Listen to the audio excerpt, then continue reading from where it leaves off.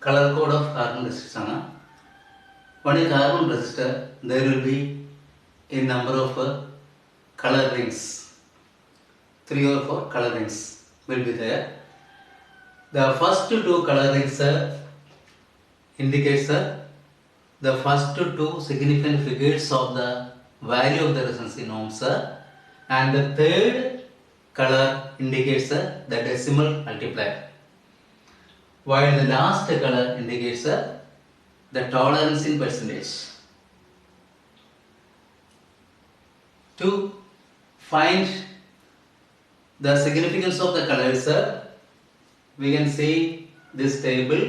In this table, we have written black, brown, red, orange, yellow, green, blue, violet, grey, white, gold, silver, and then last no color. These colors have the significance as follows. The number represented by each color will be 0.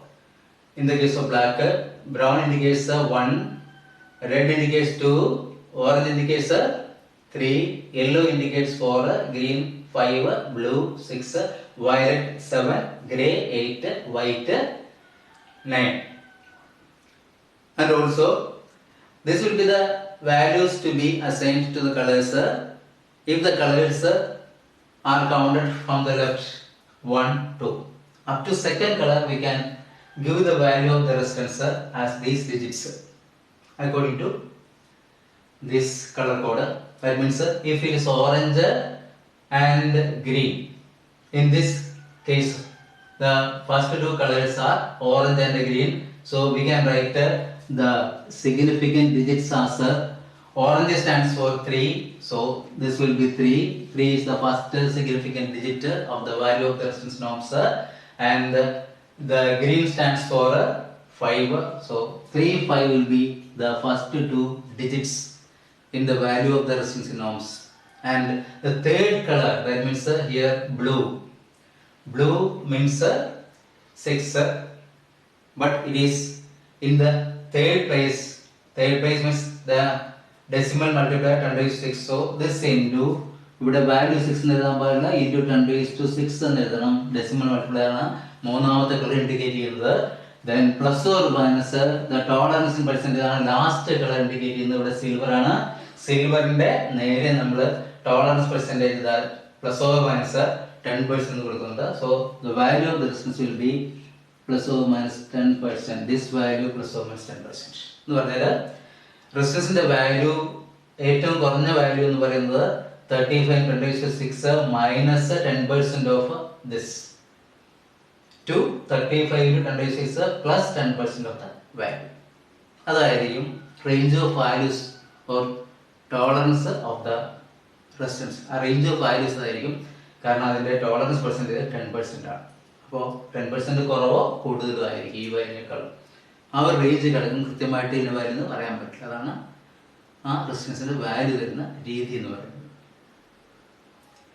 ഇനി ഈ ടേബിളിൽ നമ്മളിത് കണ്ടുപിടിക്കുമ്പോൾ table memorise ചെയ്യാനുള്ള ഒരു technique കൂടി പറയുന്നുണ്ട്. അതിതാണ് ഈ code നമ്മൾ ഇതുപോലെയുള്ള ഒരു സെന്റൻസിൽ ആ കളർ കോഡ് ഒതുക്കി വെക്കാനായിട്ട് ശ്രമിക്കുകയാണ്. അപ്പോൾ ശ്രദ്ധിക്കുക, BB Roy of Great Britain has a very good wife, good son. അതുകൂടി നോക്കുമ്പോൾ നോ പ്രോബ്ലംസ്, ആ ഫാമിലിയെ സംബന്ധിച്ച് നോ പ്രോബ്ലംസ് ആണ്. അപ്പം അതുകൊണ്ട് ഇതിൽ പറയുന്ന BB Roy എന്നുള്ള ക്യാപിറ്റൽസ് അത് മാത്രം എടുക്കുകയാണെങ്കിൽ നമുക്ക് ഇതിന്റെ വാല്യൂസ് സൂചിപ്പിക്കാം. BB Roy means black, brown, then red. BB Roy black, brown, red, orange, yellow, then ഗ്രേറ്റിലെ G വരുമ്പോൾ yellow, green, then Britain, blue, then blue കഴിഞ്ഞാൽ violet, very, that means violet, then grey, വയലറ്റിനകത്ത് grey, then white. ഇത്രയും 0, 1, 2, 3, 4, 5, 6, 7, 8, 9 വരെ ഉള്ള digits ആയി ഇത്രയും ഡിജിറ്റ്സിന്റെ കോഡാണ് അവിടെ പറയുന്നത്. അത് കഴിഞ്ഞിട്ട് ഗോൾഡും സിൽവറും ആണ് good son, gold and silver. Last അടുത്തത് no problems means no colour എന്ന് പറഞ്ഞാൽ ഈ ഇത് വെച്ച് നമുക്ക് പറയാൻ പറ്റുന്നത്, അതായത് ഇവിടെ വരുന്ന രണ്ട് കളേഴ്സ് എന്ന് പറഞ്ഞാൽ എന്താണ്, ഈ കോഡ് അനുസരിച്ച് ആദ്യത്തെ രണ്ട് സിഗ്നിഫിക്കന്റ് ഫിഗേഴ്സും സൂചിപ്പിക്കും. മൂന്നാമത്തെ കളറായിട്ട് വരുന്നത് ദ ഡെസിമൽ മൾട്ടിപ്ലയർ, കോളം തരുന്ന ദ ഡെസിമൽ മൾട്ടിപ്ലയർ, അത് സൂചിപ്പിക്കുന്നു. പ്ലസ് ഓർ മൈനസ് ലാസ്റ്റ് വരുന്നത് ഗോൾഡ് ആണെങ്കിൽ പ്ലസ് ഓർ മൈനസ് 5% ആയിരിക്കും, അതുപോലെ സിൽവർ ആണെങ്കിൽ പ്ലസ് ഓർ മൈനസ് 10% ആയിരിക്കും. അതുപോലെ കളർ ഒന്നും ഇല്ല, ഈ റിംഗ് അവിടെ ഇല്ല എങ്കിൽ 20% എറർ നമ്മൾ അവിടെ കണക്കാക്കാം. അപ്പോൾ അതാണ് കളർ കോഡ് എന്ന് പറയുന്നത്.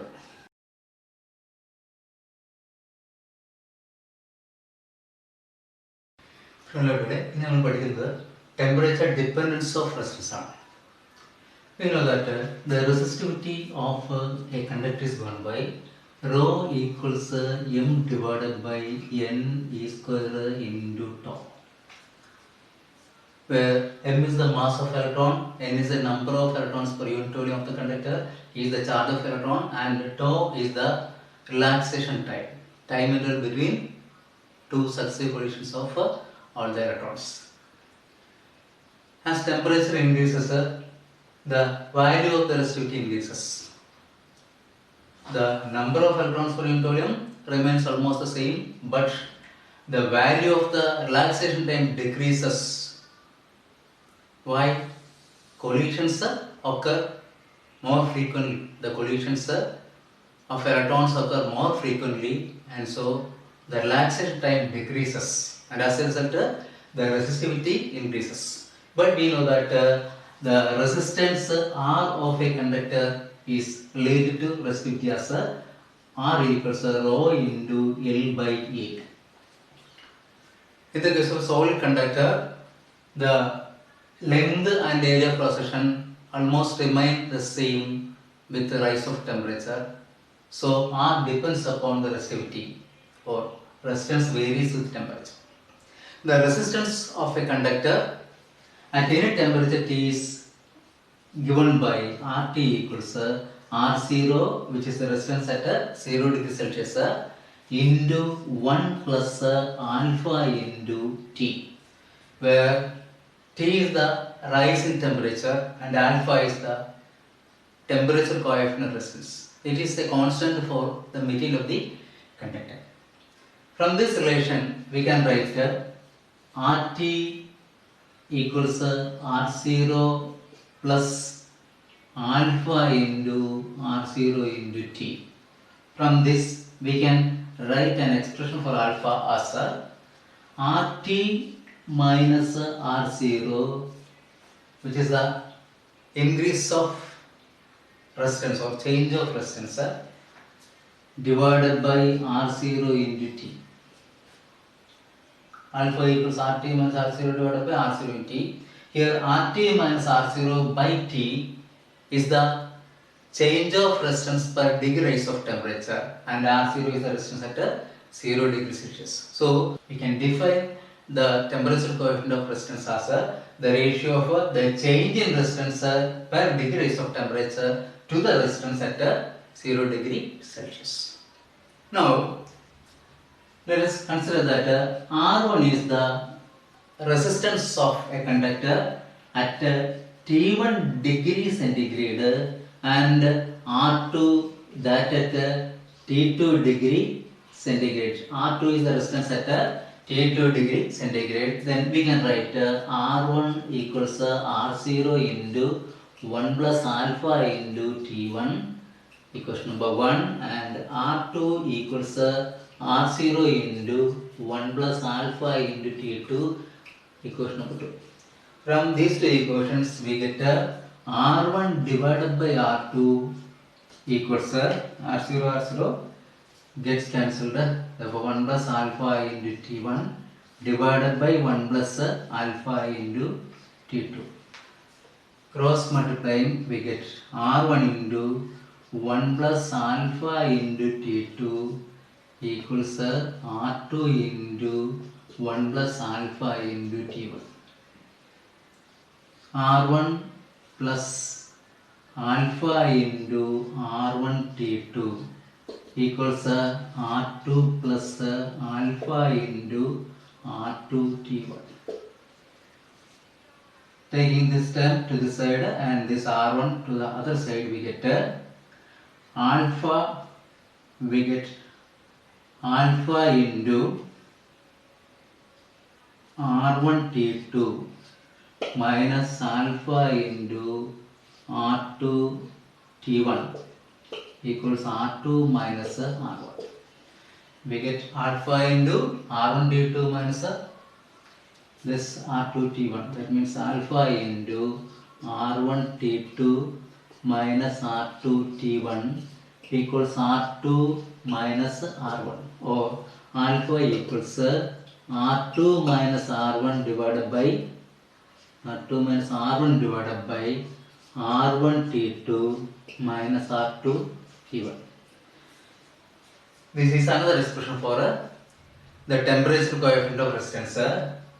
If R1 and R2 are the resistances of a conductor at temperatures T1 degree Celsius and T2 degree Celsius respectively.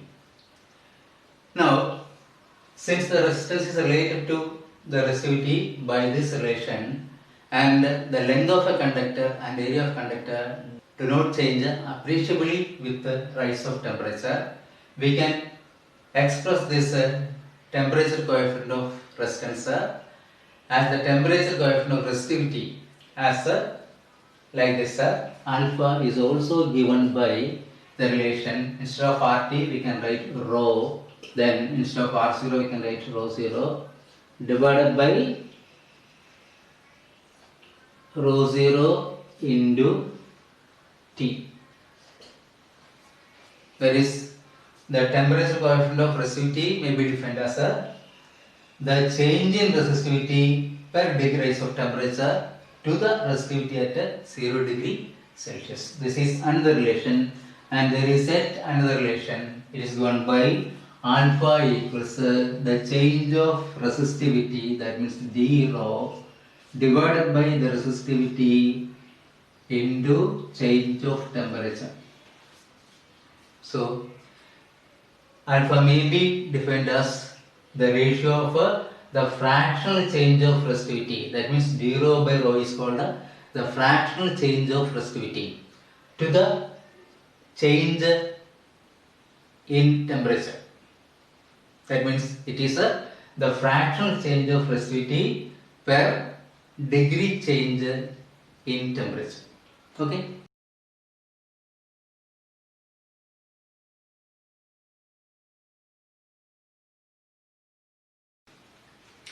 Now, how does the value of resistivity vary for different materials? In the case of metals, the temperature coefficient of resistance has a positive value. That means their resistance or resistivity increases with the rise in temperature. But for certain alloys like constant, manganese, etc., the temperature coefficient of resistivity has a very small value or even negligible value, and so there is a very small variation, or there is practically no variation in the case of the resistance for a wide range of temperature.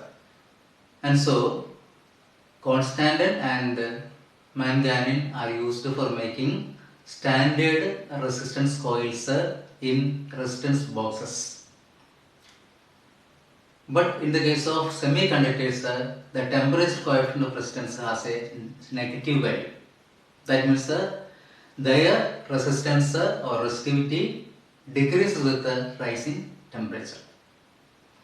Now let's do a simple problem. At what temperature would the resistance of a copper conductor be double its resistance at 0 degrees Celsius? The temperature coefficient of copper is 4 into 10 raised to minus 3 degrees Celsius raised to minus 1. We have the relation RT equals R0 into 1 plus alpha T. Here RT is going to be double the resistance at 0 degrees Celsius. That means RT equals to R0. Therefore, and also alpha equals alpha equals 4 into 10 raised to minus 3. Therefore, this relation can be written as 2R0 equals R0 into 1 plus alpha into T. That means 2 equals 1 plus alpha into T, or alpha T equals 1. That means we get T equals 1 divided by alpha, means 1 divided by 4 into 10 raised to minus 3, 4 into 10 raised to minus 3. That means this is 10 raised to plus 3 divided by 4, or it is 1000 divided by 4. It is 250 degree Celsius. So the required temperature is 250 degree centigrade.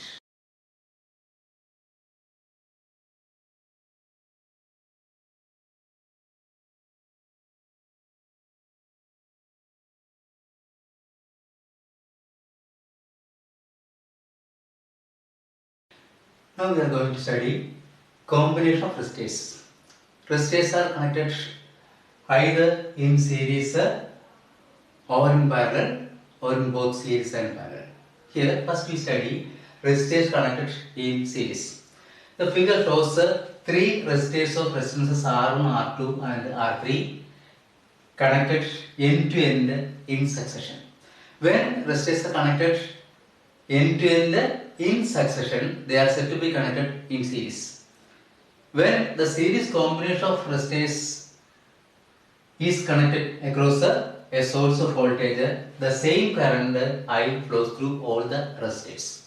Since I is the current flowing through all the resistors, the potential difference across the different resistors will be different. So V1 is the PD across R1, V2 is the PD across R2, and V3 is the PD across R3.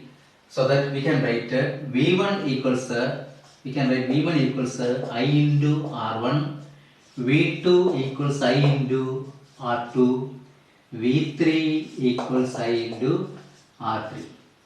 Also, the total PdV can be written as the sum of the PDs across all the resistors. That means V is equal to V1 plus V2 plus V3.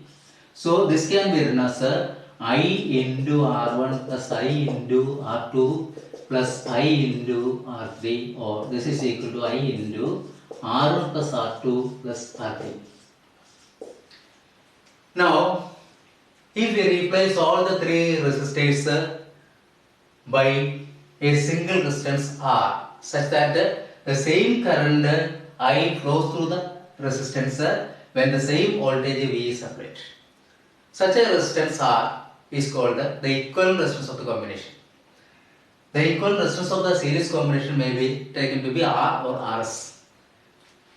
And in that case, we can write the potential difference V applied across the equivalent resistance R as I into R, as the same current I flows through it when the same PdV is applied across it.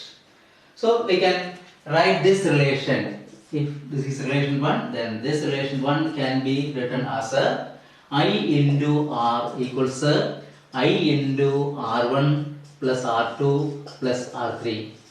That means we can cancel I, therefore we can write R equals R1 plus R2 plus R3. This is the effective resistance of three resistances connected in series. If there are n resistances, then we can write R equals R1 plus R2 plus R3 plus etc. up to Rn. That means when resistance are connected in series, the effective resistance of the series combination is equal to the sum of the individual resistances. Now, if all the resistances are the same, equal to capital R, then we can write down the effective resistance as Rs equals R plus R plus R plus etc. to n times. This will be NR. So, if there are n equal resistances connected in series, then the effective resistance is given by the effective resistance of series combination Rs equals N into R. Okay.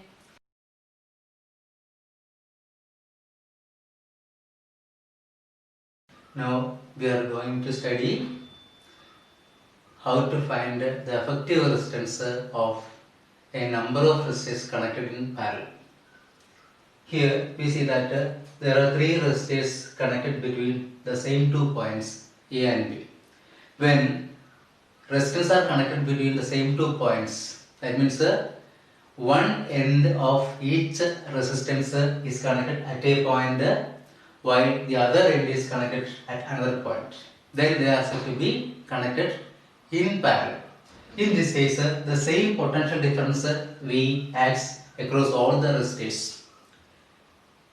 Here, V is the voltage applied across all the three resistors connected in parallel.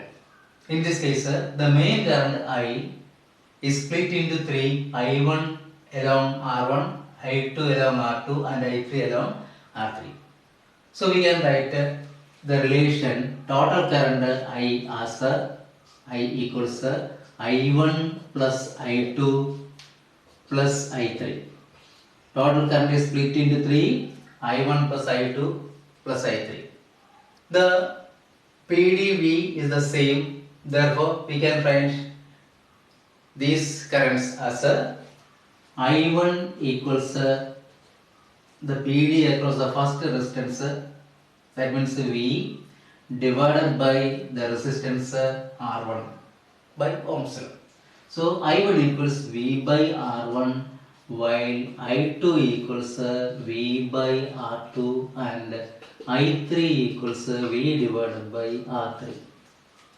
Therefore, this relation 1 becomes I equals V by R1 plus V by R2 plus V by R3.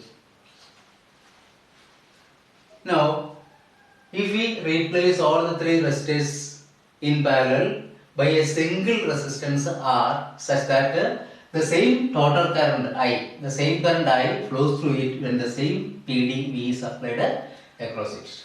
In that case, we can write that I equals I is the current flowing through the equivalent resistance R when the same voltage V is applied across it. So we can write I is equal to V divided by R. Now applying this, we get V by R equals V by R1 plus V by R2 plus V by R3. Dividing forward with V, we get 1 by R equals 1 by R1 plus 1 by R2 plus 1 by R3.